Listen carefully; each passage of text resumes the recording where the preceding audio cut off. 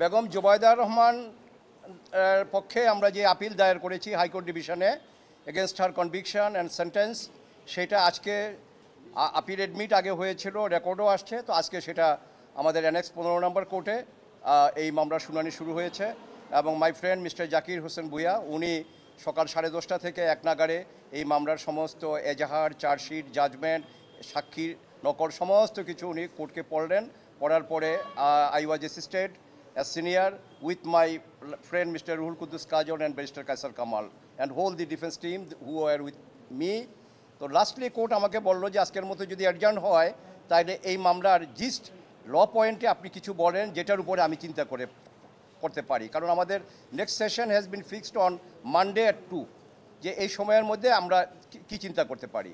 তো আমি দুটো পয়েন্ট আজকে কোর্টের নজরে এনেছি। একটা হলো যে মিসেস জুবাইদা রহমান এই মামলায় তাকে দোষী সাব্যস্ত করা হয়েছে 27(1)/109-এ, বাট তার এগেনস্টে চার্জ হয়েছে 26(2) এবং 27(1) ধারা দুর্নীতি দমন আইনের রেড উইথ 109, শুধুমাত্র 27(1)/109 না, 26(2)তেও। তো আমরা বললাম যে যদি তাই হয় তাইলে as principal accused she face the trial.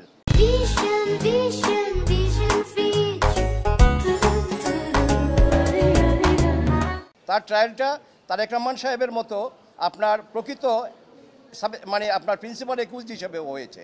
যদি সেটা হতে হয় তাইলে তার উপরে নোটিশ জারি করতে হবে। কিন্তু অ্যাডমিটেডলি এই মামলায় অ্যান্টি কারাপশন থেকে তারেক রহমান সাহেবের উপরে যেই নোটিশ, সেটা আমরা দেখেছি যে থ্রু জেলখানায় এটা সেলখানায় ছাড় করা হয়েছে এবং উনি এতটাই ল অ্যাবাইডিং, তখনকার নিয়মে 7 দিন, এই 7 দিনের মধ্যেই কিন্তু উনি প্রপার্টি স্টেটমেন্ট জমা দিয়েছেন জেলখানা থেকে। বাট বেগম জুবাইদা রহমানের উপরে এই মামলায় কোনো নোটিশ সার্ভ করা হয় না, কিন্তু একেবারে রায় পর্যন্ত ওনাকে 26(2) এবং 27(1) ধারাই ওনার বিচার প্রক্রিয়াটা চালিয়ে গেছেন।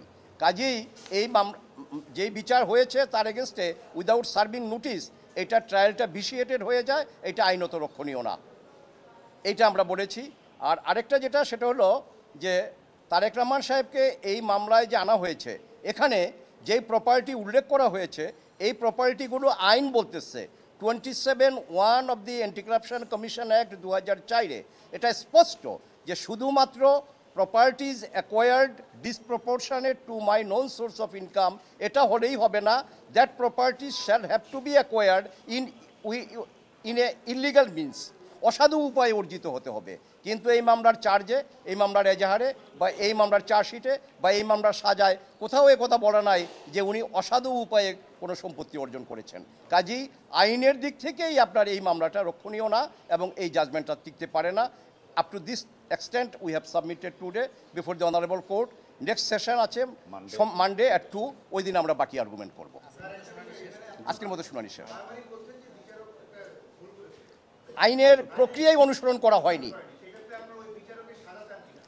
এটা পড়ে না, এটা এখন না, let it be finally decided by the trial court. আমাদের হিয়ারিং কনক্লুড হোক, তখন বলা যাবে। আমরা প্রত্যাশা যে আমরা এই মামলায় শুধু জুবাইদা রহমান একা না, তারেক রহমান সাহেব এই মামলা খালাস হবে, যেহেতু এটা আইনি প্রক্রিয়া অনুসরণ করে এই মামলার বিচার হয়নি। ইনশাআল্লাহ, আশা করি। Thank you.